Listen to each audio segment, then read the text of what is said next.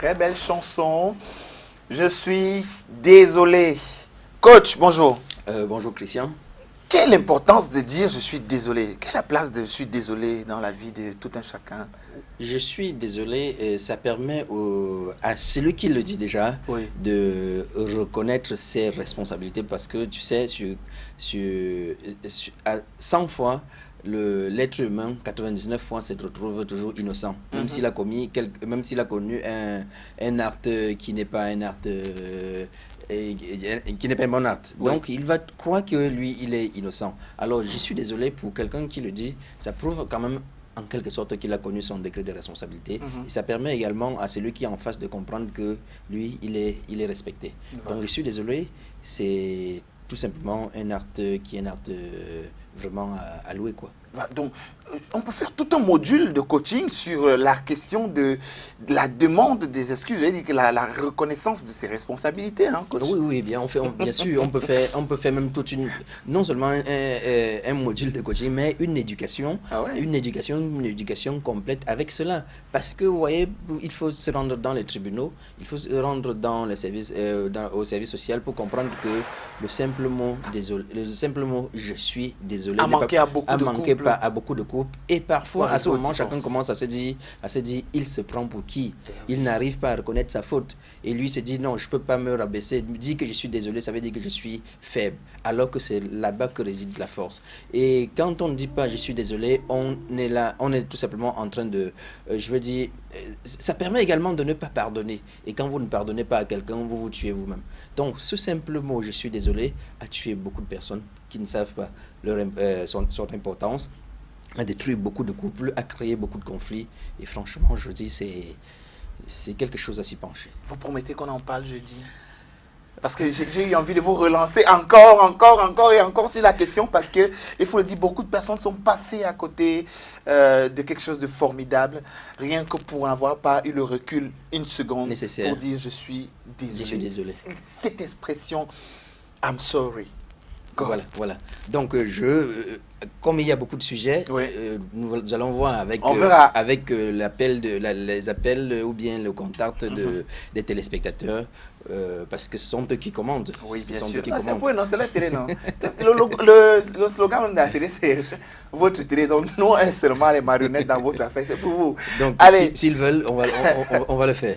Justement, pour vous, ce matin, on parle de l'impact du mal-être camerounais sur la jeunesse. Très important. Depuis quelque temps, hein, on assiste à une vague d'arrestations, coach, des ministres, directeurs, entre autres, même des gens dont on n'a jamais entendu parler, qui sont impliqués dans les fautes de gestion. C'est le mot qui a été trouvé pour essayer de faire passer la pilule. Oui. Alors, quel peut être l'impact de cela sur la jeunesse camerounaise? Christian, tu frappes véritablement là où le bas, il blesse. Quand on parle de jeunesse, c'est un problème. C'est un problème parce que jeunesse renvoie à ceux-là qui demain vont être des responsables, vont être des adultes. Quand on dit qu'ils vont être des adultes, ça veut dire que ce sont eux qui vont être des présidents de la République, des ministres également, des directeurs généraux. En quelque sorte, ce sont eux qui sont chargés de porter l'étendard de la nation au plus haut niveau, au firmament. Ce sont eux qui sont chargés de perpétuer, je veux dire, de perpétuer pas le mal, mais plutôt de faire rayonner notre continent et autres. Parce qu'ils sont un peu les leaders. Ce sont les leaders de demain. Donc, je dis, ce sont eux qui vont gérer le pays, ce sont eux qui vont être les fers de lance de la nation. Maintenant, l'incidence de ces arrestations et, entre guillemets, les arrestations des personnes les plus haut placées de la République, quel est leur impact, quel est cet impact sur la jeunesse? Vraiment, c'est une question vraiment qui est d'actualité, sur laquelle il doit falloir véritablement s'apaisantir, pas simplement dans des émissions pas simplement dans des entretiens de coaching comme ceci, mais que l'on puisse étendre ça au plus loin, pour comprendre que ce qui se passe aujourd'hui permet tout simplement aux jeunes de banaliser et de stigmatiser la fonction des des cadres, des ministres, des personnes qui ont réussi, même si ce ne sont pas des ministres, même si ce ne sont pas des directeurs généraux de la République, ça permet aux jeunes de banaliser tout cela, de stigmatiser en se disant ce sont tous des bandits, ce sont tous des bandits. Et ils ne donnent plus le jeune ne donne plus, je vais dire, de la valeur voilà. à la réussite. La réussite, elle devient tout simplement un tout petit peu suspecte. Oui. Et ça veut dire quoi, Christian? Ça veut dire que le rêve du jeune est tué. Si le rêve du jeune est tué, ça veut dire que le fer de lance est cassé, est brisé. Et si le fer de lance est brisé, ça veut tout simplement dire que demain, on est en train de sombrer, on est en train de tuer des générations et des générations. Tiens, je suivais, je pense, jeudi, quand on a présenté notre président de la République en Chine avec certains ministres, quelqu'un a crié, j'étais dans un endroit public, quelqu'un a crié tous des voleurs. Et voilà. Et est-ce que tu comprends un peu ce que ça permet de... Ce que, je vais dire, l'être humain, le Camerounais, le jeune, tous ceux-là ont comme idée, j'ai tout simplement dit tout à l'heure que ça veut dire que le rêve est tué. Les valeurs sont décrédibilisées et les valeurs familiales, ça veut dire que dans la cellule familiale, on ne fait plus du travail, du bon travail. Ça veut dire que les valeurs sociales sont également décrédibilisées. Et pire que cela, la devise est mise à mal. Notre devise, c'est quoi encore? Paix, travail et patrie. Ça veut tout dire. Paix, on peut encore dire que nous sommes des mendiants de la paix. Travail, où se passe, je veux dire, comment est-ce que nous interprétons le travail? Il faut tout simplement se rendre dans des ministères ou bien dans des services publics pour voir comment le travail n'est plus bien fait. Donc la devise est mise à mal. Non seulement le travail est mal fait parce qu'on ne vous accueille pas bien, on ne vous reçoit pas bien, on ne vous fait pas des choses convenablement. On vous demande de l'argent. On vous demande de l'argent, on vous rançonne. Et même quand bien même vous avez donné de l'argent pour les caisses de l'État, cet argent va dans les poches. Va dans les poches et on parle de détournement. Quand on parle de détournement, on a la chair de poule parce qu'on parle de milliards. Et c'est la patrie qui en prend un coup. C'est la patrie qui en prend un coup. C'est la patrie qui en prend un coup parce que ça met également à mal, je vais dire, le patriotisme. Bien sûr, l'esprit patriotisme, cette flamme-là. Le patriotisme, c'est-à-dire cette flamme cette envie d'être, de se reconnaître. On a envie de se poser la question. On a envie de se poser la question de savoir est-ce que ces gens, ils ont grandi au Cameroun? Est-ce qu'ils connaissent? Est-ce qu'ils sont Camerounais? Est-ce qu'ils aiment le Cameroun? Est-ce que ce ne sont pas que des étrangers qui viennent ici? On a pris, je ne sais pas moi, au Tchad ou bien au Gabon pour qu'ils viennent gérer le Cameroun. Ils se sont servis, voilà. Mais ce qui est important de comprendre, c'est que le rêve de la jeunesse est brisé. Le jeune qui hier allait à l'école, obtenait ses diplômes, était efficace, et parce qu'il pensait avoir un poste de responsabilité, il ne veut pas tout simplement être stigmatisé comme un voleur, il ne veut pas être stigmatisé comme un prévaricateur des biens de l'État. Et vilipendé aujourd'hui, comme dans les journaux, Exactement. Voilà, donc, et finalement, c'est la déroute. Pratiquement, c'est les objectifs des uns et des autres qui changent. Vous avez parlé de milliards il y a un instant, que les chiffres sont faramineux. Oui. On parle quand même des milliards, effectivement. Comment comprendre cela? Que les chiffres tournent toujours autour du milliard. Ils avaient trop faim. Qu'est-ce qui s'est passé? C'est à se demander si ils n'étaient pas capables, ils ne sont pas capables de vivre avec du million. C'est à se demander comment font les autres personnes au village pour vivre avec les quelques francs. Avec les quelques francs. Voilà. L'analyse nous permet de comprendre tout simplement que ils sont à la recherche continue. C'est-à-dire que ceux qui sont dans le milliard et qui continuent de prendre, ce n'est plus le bien-être qu'ils sont en train de rechercher. Ils ont besoin du coaching. Ils ont besoin d'accompagnement. Parce que pour eux, ils ont fixé le milliard comme un point où ils vont avoir du bonheur. Et quand ils en ont un, ils en recherchent deux. Quand ils en ont deux, ils en recherchent 100. Quand ils en ont 100, il y a. Voilà comment ils sont en train de rechercher un bonheur, je veux dire, au niveau de l'obtention d'une quantité de milliards. Ce n'est pas simplement eux, il faut le reconnaître également. Justement, que même ceux qui sont au quartier, ceux qui nous écoutent aujourd'hui, vous savez, parfois, on a des mamans qui sont très malheureuses parce qu'elles n'ont pas eu d'enfants. Et se disent, c'est quand je vais avoir un enfant que je vais être heureuse. On a des mamans qui se disent que quand mes enfants, quand ils vont grandir, quand ils vont commencer à travailler, c'est à partir de ce moment que je suis heureux. Et on a également des personnes qui attendent le salaire, c'est-à-dire c'est au moment où ils vont toucher leur salaire qu'ils vont être heureux. Qui vivent leur bonheur. Qui vivent leur bonheur. quand ils vont construire la maison qu'ils vont vivre le bonheur. Mais regardons un peu tout simplement pour comprendre que si votre bonheur se situe à l'obtention de quelque chose, pendant que vous rendrez service pour obtenir cette chose-là, vous allez mal rendre le service. Tout à fait. Pourquoi? Parce que ce n'est que je vais dire l'obtention de la finalité qui est pour vous un bonheur. Or, le bonheur, c'est le chemin. Si vous n'avez pas le bonheur pendant que vous êtes en train de chercher, quand vous aurez cette chose, vous ne trouverez pas du bonheur et vous allez continuer à chercher. De deux, ça c'est... Ces ministres, ces cadres et autres sont à la recherche permanente de l'obtention de quelque chose, d'une quantité de milliards pour exprimer leur pouvoir, et c'est ça qui est leur bonheur. Donc ça c'est la première, je vais dire la première difficulté qu'ils ont intégrée en eux et qui les pousse à ce niveau-là, puisqu'ils sont capables de vivre avec le million et pas avec le milliard. La deuxième chose, c'est qu'il faut le dire clairement, ce sont des incompétents.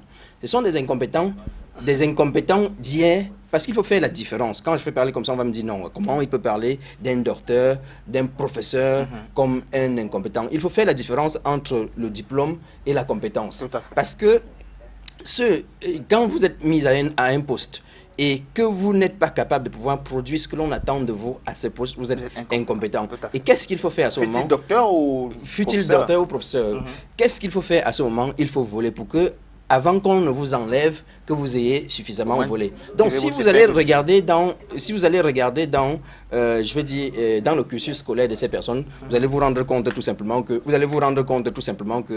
ces personnes ont passé même du temps à tricher. Ils ont triché à l'école, ils ont fréquenté pour obtenir des diplômes, mais pas fréquenté pour comprendre un certain nombre de choses qui leur permettra d'être au service de la nation. C'est-à-dire, en l'occurrence, connaître ce qu'on nous appelons toujours leur raison d'être. Vous voyez pourquoi est-ce que c'est également important d'enseigner à partir de la maternelle à un enfant ce pour lequel il est venu sur la terre, la raison d'être. À partir de ce moment, il n'ira plus à l'école pour obtenir des diplômes, et pour obtenir des diplômes, c'est-à-dire tricher, et pour être mis à un poste où il va se remplir les poches, mais il va savoir que mon bonheur, je le trouve au cours de mon apprentissage quand je suis à l'école. Mon bonheur, je le trouve au cours de l'exercice de ma fonction, de mon travail, chaque jour, parce que c'est ce service que je rends qui permet à mon employeur de me donner du salaire. C'est même dans l'épanouissement du service rendu. Exactement. Et le salaire n'est qu'une récompense par rapport à ce que j'ai fait comme travail. Je vous assure, le bonheur dans l'épanouissement du service rendu. Vous n'imaginez même, moi,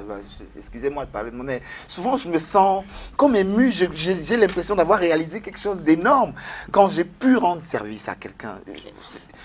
Aider une maman à traverser la route. Après, quand j'ai lâché sa main, c'est comme si, je ne sais pas, donc, et le bonheur se trouve dans le service rendu. Et comme vous l'avez dit, le salaire n'est que... Une récompense pour le service, pour le déploiement, pour la...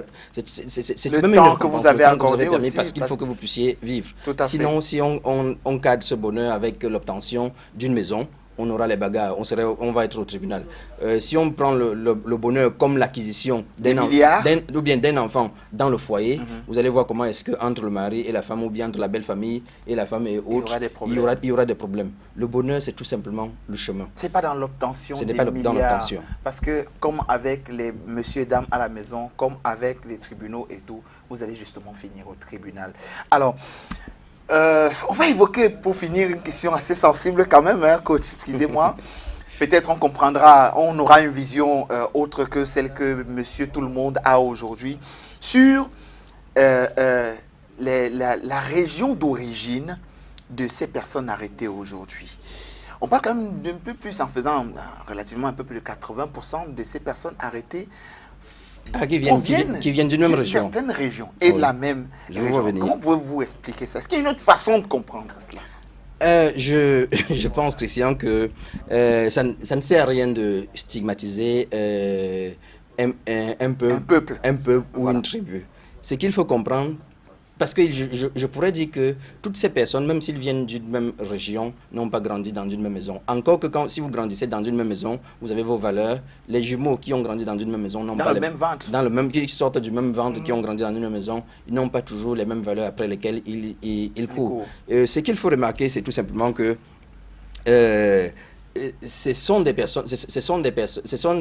généralement des personnes qui occupent ces postes. Donc, on va tout simplement faire la remarque que ceux qui occupaient ces postes sont des personnes qui viennent d'une même région. C'est le seul constat. Rien ne prouve que ceux qui viendraient des régions différentes vont être aussi différents. Encore que c'est ça le mal qui a pourri jusqu'à toucher la tête. Qui a pourri jusqu'à toucher la tête. Pourquoi? Parce que si nous allons dans des stages, des niveaux beaucoup plus bas, on va se rendre compte que le mal est très très profond, que ce soit au nord, que ce soit au sud, que ce soit à l'ouest et au littoral et dans toutes les régions du Cameroun. Quand quelqu'un va pour travailler, je prends n'importe quoi, je dis n'importe quoi, il a un salaire de 200 000 francs, il sait que ces 200 000 francs, c'est un acquis pour moi. Et il va pour obtenir 300 000 francs, à ajouter à ces 200 000 francs pour que ça fasse 500 000 francs. Qu'est-ce qu'il fait? Les 300 000 francs, pourquoi? Parce qu'il veut vivre au-dessus de ses moyens. Donc, d'où sortiront les 300 000 francs qu'il va ajouter à ces 200 000 francs qui étaient déjà l'acquis? Ce serait soit dans les caisses, soit pour chaque usager, le rançonnage et autres. Donc, tous ces éléments vont tout simplement permettre à tout le monde, venant de toutes les tribus et autres, d'être, je vais dire, en délicatesse. Donc, pour revenir à votre question, c'est tout simplement que ceux qui sont là, qui occupent ces postes, viennent d'une même région et ils ont été placés par des réseaux. C'est-à-dire que si tu appartiens à tel réseau et autres, c'est d'ailleurs pour cette raison que quand vous regardez ceux qui sont interdits de sortie du territoire, on a des jeunes qui sont nés en 1977, on a ceux qui sont nés en 1978, on a même ceux qui sont nés en 1987, 1988. À se demander, ils ont commencé à travailler quand pour être interdits de sortir aujourd'hui, pour être dans l'opération épervier. Donc c'est une chaîne, c'est tout simplement un comportement. Et je dis, ce n'est pas simplement pour une région, c'est pour tout le pays en entier. Il est important de pouvoir, si nous voulons avoir une émergence horizon 2035 et même au-delà, il est important de travailler, de faire un travail profond sur les mœurs, sur le développement personnel, sur sur le patriotisme, sur la personne physique. Voilà. Il y a beaucoup de choses à faire. Merci beaucoup. La notion du patriotisme devra simplement régner pour le bien de la patrie. Coach Bertin Tchinda, vous le retrouvez sur Facebook, Bertin Tchinda ou Peaceful Consulting, ou sur www.janea.cm ou sur WhatsApp au numéro 675 02 32 22. Voilà. 675 02 32 22. Et vous avez parlé de Janea tout à l'heure. Janea, c'est ce site web qui présente les événements, les conférences de Peaceful Consulting. Et nous allons d'ailleurs en avoir une conférence le 7 avril à l'hôtel Prince. On en reparle. Sur votre situation actuelle, est-ce un plafond ou bien un plancher? On en reparle jeudi, coach. Transition, on va du côté de chez Tiangon Ray Beauty and Fashion. Emmanuel est là.